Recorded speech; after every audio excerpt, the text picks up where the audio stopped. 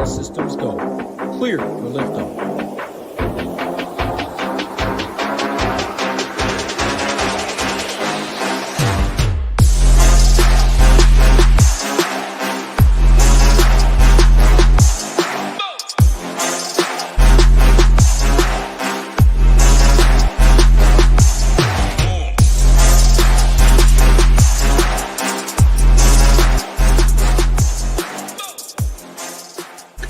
What is going on, SHIPIT Nation YouTube station? We're back Thursday, NBA breakdown for this 4-game slate. I got my guy Hoop with me like always. Hoop, happy Thursday, man. How we doing? How's your PGA? Obviously, it's day one. You got the get the early tilters out of the chat, right? Day one PGA. Never want to look at that, but I saw some pretty good ownership on some of the guys that we were on over here at SHIPIT Nation. So hopefully that rounds out last week's great PGA into another week here. We continue to smash. So how you doing, man? Happy Thursday. Yeah, hell of a start to the PGA season. Some big wins, obviously, last week in the streets. Live final seat. We had a $100,000 win. Big success week one. Obviously, hoping to follow it up here week two in the PGA streets. We've had some big NBA wins. I know you had your NHL win the other night, so things are looking up and looking to build on that momentum. Yeah, looking to build on that momentum. NHL gets slept on, but we got the regulars over here. Obviously, NHL is not a massive sport outside of maybe NBA All-Star break, right, when all eyes are kind of on NHL. But contests have been good this season. DraftKings has done a good job at improving the prize pools for NHL. For all you MLB lovers out there that love baseball, if you want a little taste of something until baseball returns, check us out in the NHL streets. Very similar sports in terms of how DFS works and kind of how you want to approach it. But yeah, I had myself a great night. Little over $2,000 the other night, and then our member shipped the $5,000 contest the same night as well. So content over here has been crushing. I got you locked in there each and every night, and usually I got the content up before you even have to look at NBA. So you can lock your NHL stuff in and move on to NBA is kind of how I approach it. So overall, it's been good. As always, we got you covered with each and every single sport over here at SHIPIT Nation. If you are not a member, head over to shipitnation.com. Click on join now. There is no more last chance to get in the PGA streets that did kick off obviously after the tee off this morning here, but we still have the cheapest all-in rate. You can use promo code MAYO10, get you 10% off the package. We have weekly, monthly, annual, or 6-month package available. And if you are, speaking of golf, only interested in golf, we do have golf only packages available. That's still the cheapest all-in price in the industry for the content, and the quality of content is unmatched. I think the members can speak for themselves on that. And you can see our Twitter, right? Community wins, not just max entry players, not just single entry. We got it from all shapes and sizes, all entry fees. People winning money every day. So it's awesome to see. And speaking of PGA, I see a guy right here. Our guy Newen's in the chat coming off a big week. He continues to crush every slate over here. NBA, freaking NFL, I mean, PGA, you name it, he's smashing. So our guy Newen's, what's going on, man? Go Collects in here. Mark's in here. Thomas, everybody in here. I see our guy Hebrew in the chat talking. He does the slate plan over here at NBA for SHIPIT Nation, and he's been amazing. Obviously, he's on these shows Tuesday and Wednesday. So we got you covered on all angles. But let's jump in, Hoop. We got an interesting slate here tonight. First game to kick us off is the highest total, obviously, of the top 2 seeds in the East, right? Boston, Milwaukee here. Milwaukee at home. And 242.5 is the total, and not a lot of ownership really going to this game at all. Obviously, we got the later game, right, with Dallas, where you run any optimizer right now, Dallas is going to be slamming in projections. Obviously, when you take a guy like Luka off the court for that team, things are going to definitely go to, obviously, that's a lot of usage. Price tags haven't reflected. So, obviously, all the chalk is going to Dallas right now. 4 or 5 of these guys are getting slammed in just about any optimizer you run. I think it's pretty interesting. This first game we're going to talk about here, Hoop, is highest total on the slate. It's a close spread, right? The 2 best teams in the East. Granted, obviously, Boston's very good defensively, but on the other end, Milwaukee's not very good defensively. Milwaukee's been playing at a high pace. You have interest in this first game, right? Massive total, not a lot of ownership going to this game. Talk to me. You got Giannis, you got Dame, you got Tatum. who's been smashing. You got Drew Holiday and the revenge factor there. Both teams pretty much fully healthy outside of Al Horford from the Boston side. But I think this is a pretty interesting game to kick us off. Yeah, I think the most important part is what you kind of said there at the end, where, man, both these teams are pretty healthy, and a lot of the price tags are up there, which makes it, pretty difficult to get exposure to this game. But like you said, it's a 245 total, huge total, should remain close. Milwaukee's only favored by 2. So, how do we get exposure here? And that's the difficult question. Giannis is sitting at 12K. Do we have the value to play Giannis? Dame is 8,500. Seems like a pretty fair price tag for him that are showing as the top 2 values in our projections. Jason Tatum at 10-2, very difficult. So I'm going to do kind of what we did last week on here, and just let's run 10 teams and see how much of this game we get, because I have a feeling that we're just not going to get much of this game. Pull it up. We got our 10. 10 teams, 0 guys from this game. And that means ownership in this game is going to be low. Like you said, a lot of people are going to be going to Dallas. Rightfully so. Makes a ton of sense. No Luka. Have some Lakers guys creeping in there. So if people just come in and kind of just run their teams, this game is going to go low on. But on the other hand, it is difficult to get to it, though. I mean, it really is. Because, again, Giannis is 12K. Tatum is 10-2. Even some of these other pieces. Derek White, 7-7. Jaylen Brown, 8-6. Porzingis, 8-4. There's just no reasonably priced, viable guys in this game. Chris Middleton, 7-8. You're paying a premium basically every step of the way. So it is difficult to get exposure to this game. This game is 7:30 Eastern start time. First game on the slate. I guess for me, the easiest way to get exposure would be through Dame at 8-5, but it's going to be tough to play the pieces in this game, and they are going to be low. And so if you can find a way to do it, I think you're going to get some low on plays, but I will admit it is pretty difficult. And again, if people are just running projections or just running teams off of projections, they're not going to get much of this game. So it should come in low owned if you can find a way to get there. That's my main takeaway. Yeah, that's kind of what I'm liking, right? 4-game slate. You can leverage plays, and I get it, right? The price points are up, but it is a high total. Granted, people are going to look at the first matchup, right? Where Boston won, I believe 119-116 was the score. Giannis was held in check for 48.75, I believe was the call last time he faced these guys. But that was his worst shooting performance of the entire year, and he still almost eclipsed 50 fantasy points. He is 12K, but when we talk about Dallas, you have a ton of value on Dallas, right? Jaden Hardy, Josh Green, Dwight Powell, Tim Hardaway. The list goes on and on for the Dallas value that you can make a Giannis work here and just think, right? This game should stay competitive. Both these teams want to win, right? Because it's pivotal, going to be coming down the stretch, right? Head-to-head matchups and seeding-wise. I think it's an interesting game from a low ownership contrarian GPP standpoint. If you go in there, you run projections, you're not going to get a lot of this game. And that's one way that I look at it, right? Being a little bit different. So I don't mind a Giannis. Tatum, I don't mind a Tatum 10-2. I think that's, $1,800 cheaper than Giannis with how Tatum's playing right now is great. 60, 55, 68 are the last 3 games. Now gets a little bit tougher matchup here against the interior defense, right? Of Brook Lopez and Giannis inside, but it's still Jason Tatum. Dame Lillard, 8-5. I don't love the matchup for Dame, to be honest. He's going to get a combo of probably Derek White and Drew Holiday, right? 2 good defenders overall on Dame. So it's pretty much Giannis in this game. I think I don't mind Giannis. And then Porzingis got the day off yesterday. Now he's going to play here tonight. I think he's fine in GPPs, but overall this game is going to be low owned. They're not going to project very well overall, but it's just a 4-game slate. You got to find maybe one of these studs, right, to differentiate yourself. So I don't hate it from that standpoint. Let's jump into this next game here, Portland and OKC. This game starts 30 minutes after that first game locks. In terms of total, 236 is the total in this one. 13-point spread here, massive spread. From an injury standpoint, I don't see too much on this one. Jabari Walker is questionable. That's what I'm seeing right now. You got SGA, you got Chet Holmgren, who both continue to smash here. Anthony Simons on the other side. What do you see in this one, Portland, OKC?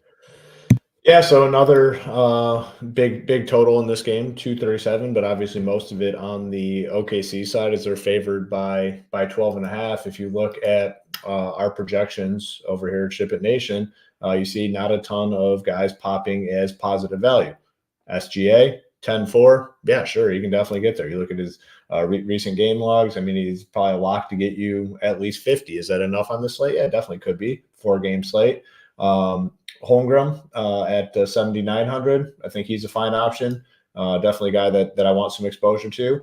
And then Simon's at 74. Somewhat interesting, but it's been kind of all over the map recently. 4 and 21, 62, 17, 25, 42 fantasy points. The floor's low, ceiling's high, risky type play. Josh Giddey, 6,400. I think I'd be fine getting some exposure to him. The one problem is the minutes here. He's just not playing a ton of minutes. Obviously, there's some blowout risk. The rest of the games on the slate pretty close.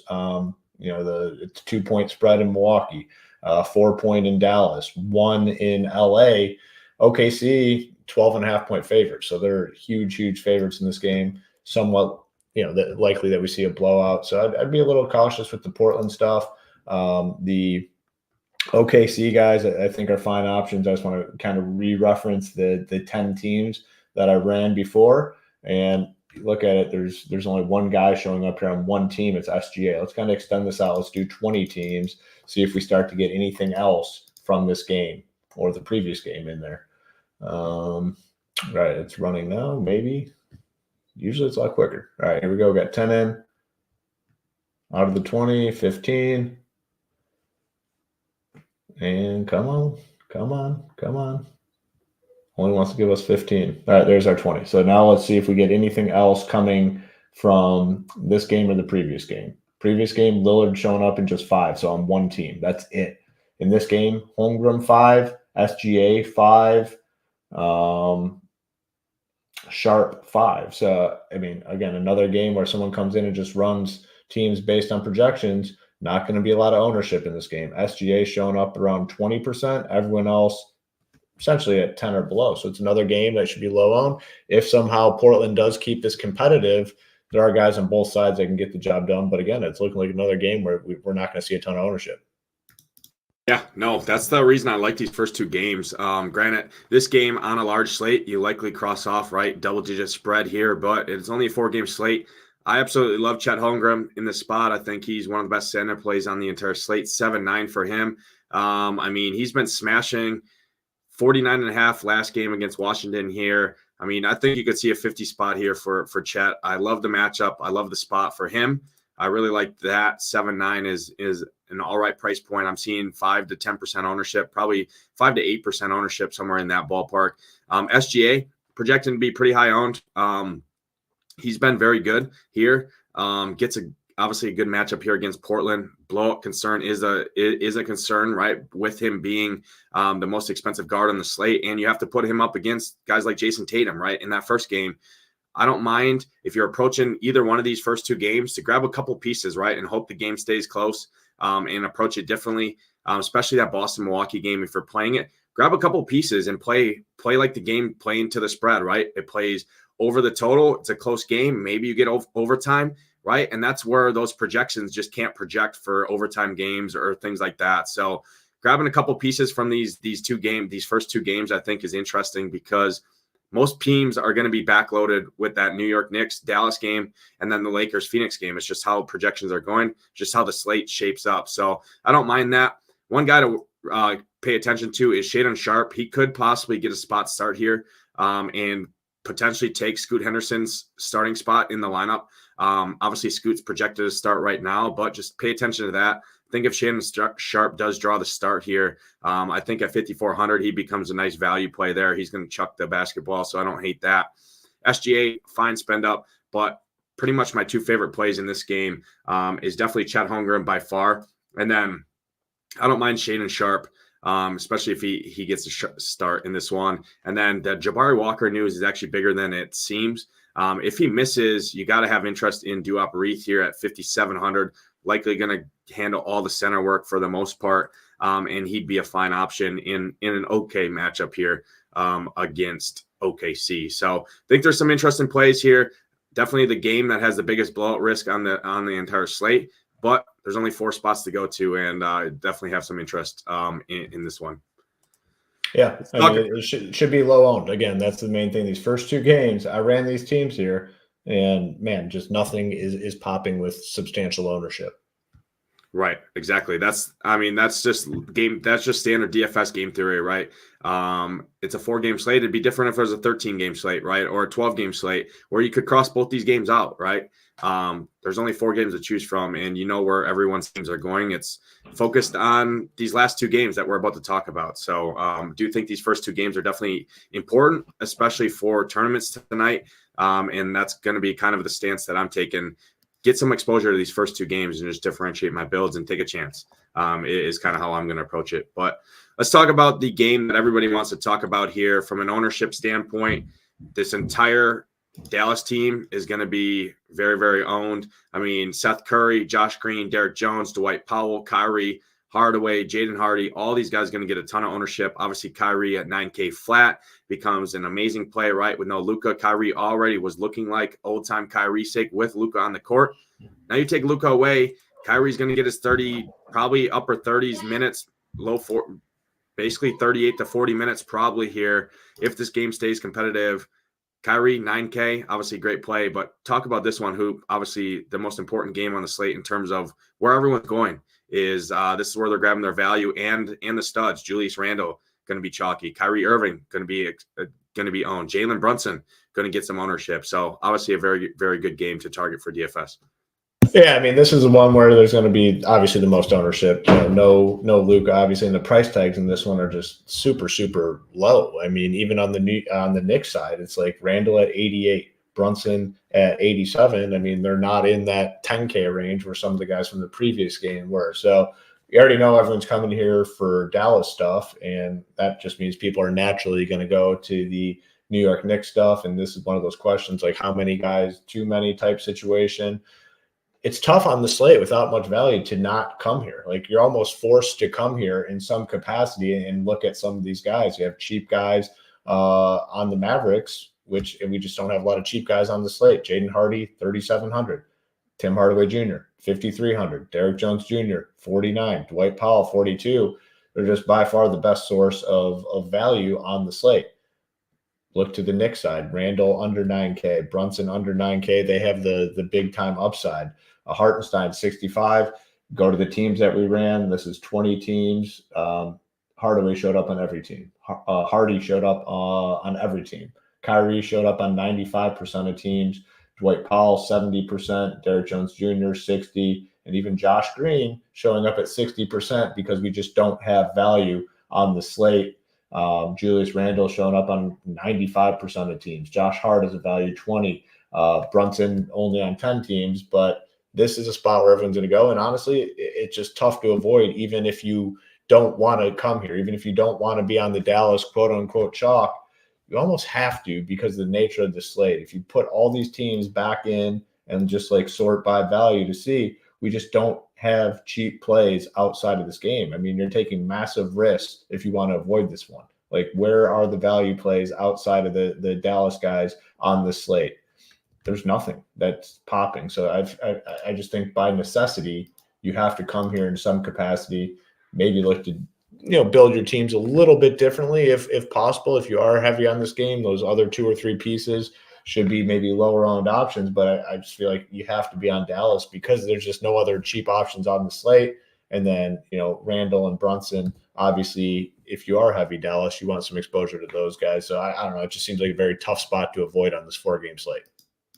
Yeah, I'm with you. Very hard to ignore this spot. Kyrie is going to get OG's defense likely here. The Knicks have won every game since OG made the starting lineup since they made that trade and have been, I believe, over the last week, the best defensive team in the entire NBA here. So it is a tough matchup for Dallas with this defensive front, with this new look Knicks team here who look very good since they made those trades, right, and got Dante and OG over here. So it is a tough matchup, but again, minutes lead to opportunity. Kyrie, you have to expect if this game stays close, he's going to play just about every minute he can handle at 9K. So I do like, obviously, Kyrie, despite the tough matchup here. Last time in the spot that Luka missed, Kyrie was flirting with a triple-double. I believe he had 20-plus points, 9 rebounds, or nine assists and 5 rebounds, something like that. Close to, I mean, he could see the triple-double in his sight. So 9K, obviously Kyrie there. Jaden Hardy, I think, is pretty much a stone-cold lock for me at the value. It's just hard to ignore that. It can be fragile here, but 3,700, going to get the start, likely going to play blowout time as well if this game does blow out, garbage minutes. So at 3,700 here, I think that's obviously good chalk to eat. A couple other interesting plays in this game on the Knicks side. Dante DiVincenzo at 5-1. He hasn't shown a ceiling yet for these Knicks, but I do think he has it in him. I mean, he did go for 62 back in December, right? So I don't hate Dante DiVincenzo at 5-1. He should be pretty low owned on the Knicks piece. Should be able to score and do some scoring there, so I don't hate that. In terms of the Dallas piece, really like Jaden Hardy, really like Dwight Powell, both of those guys. Isaiah Hartenstein gets a good matchup here. He's fairly in check in terms of ownership. I think the ownership's going to go to Randall, going to go to Jalen Brunson. So I don't mind Hartenstein, Dante DiVincenzo Knicks pieces. I think both of those are fine. Kyrie, obviously, great play for me as well. And then Julius Randle, I think, is fine, but I don't hate jumping over to Isaiah Hartenstein at 6.5, 6.5K. He's been playing great right now. I know our guy Hebrew talked about him the other day on the show, that he's just been picking up a lot more stocks and rebounds and things like that. So I like Isaiah Hartenstein quite a bit at 6,500. But obviously, very, very good game. All the ownership's likely going, I mean, right now as it stands on the Dallas side. Tough matchup, but again, minutes lead to opportunity. Luka's out. That's a lot of usage to go around on this team. And some of these guys are going to play no matter what, like a Jaden Hardy, in my opinion. So definitely like this spot quite a bit. Yeah, I like that Hartenstein call. I mean, look what this guy's been doing lately. 34, 44, 39, 47. Just a nice floor, especially for a 4-game slate. Yeah, exactly. Yeah, I see our guy Roth in the chat talking about Hardy projecting for 90+% ownership on some other sites across the industry. Yeah, he's going to be basically a chalk piece. So at that point, I mean, yeah, you can always flirt when a guy's that high owned. He ain't going to be 97. There's no way he's 97, but he's going to be very highly owned. Right. I could see 80+%, but I mean, it's hard.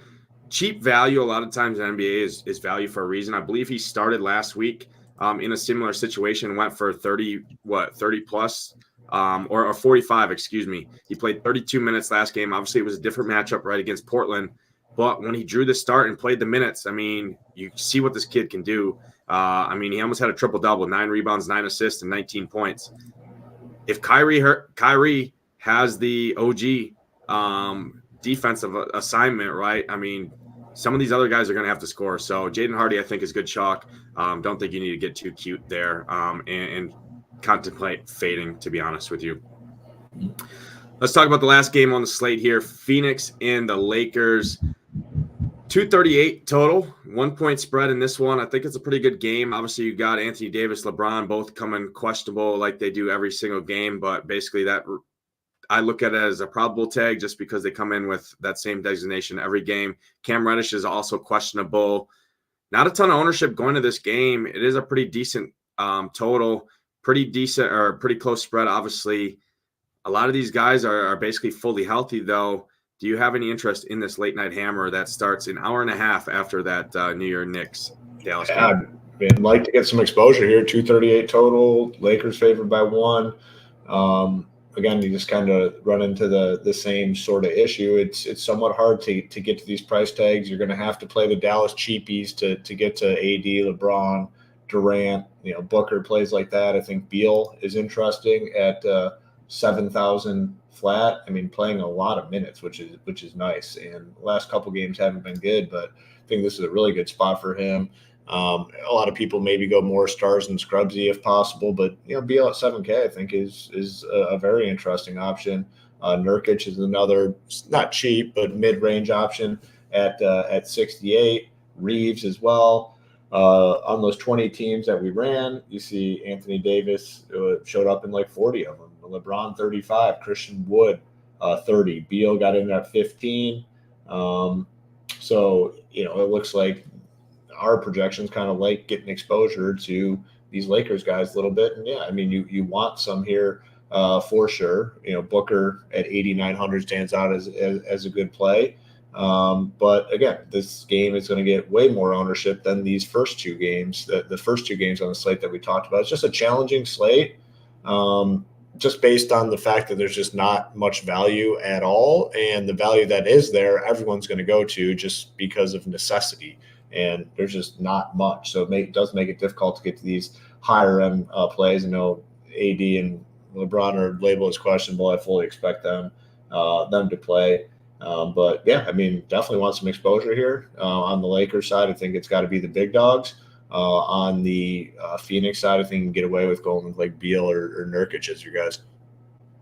Yeah, no, great breakdown here. I'm with you. I like AD, but I also like Austin Reeves here for the Lakers in this spot. An all right price tag at 6'9". He's shown a ceiling.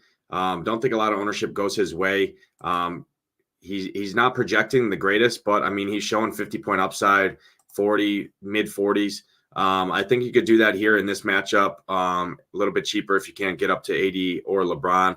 So I don't mind it at Austin Reeves. Nurkic was a hero for me earlier this week. I like going right back to the well with Nurk. He was hurtful last night or last game, but before that, he won me all the money. So, or on Sunday night, excuse me.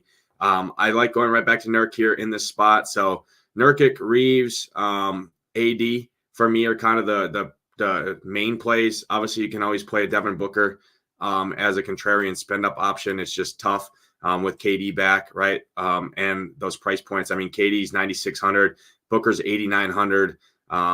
Beal's in there as well at 7K. There's just a lot of mouths to feed there. So I like Nurkic the most for the Phoenix side. Lakers is AD and Reeves for me in this one as well. But I think that's a pretty good breakdown, Hoop. We broke down all 4 games on the slate. Obviously, the most important game of the slate. You're going to see a lot of teams that have, probably 7 or 8 players from that New York Knicks Dallas game. I don't think it'll be crazy to see a lot of teams tonight in contest have at least 6 or 7 guys from that New York Knicks Dallas game. You're going to have to get contrarian at a spot or two. I like some of those early plays, right? That Portland OKC game a little bit, the Boston Milwaukee game, just because a lot of rosters aren't going there. So I think we broke it down pretty good. As always, hit that like button, hit that subscribe button if you haven't already. I see our guys talking in the chat. Our guy Hebrew, Reeves is the guy tonight. Great matchup and perfect pivot off Simons. T Hebrew, that's why we got you over here doing the slate plan for our members. And if you are not a member yet, head over to shipitnation.com.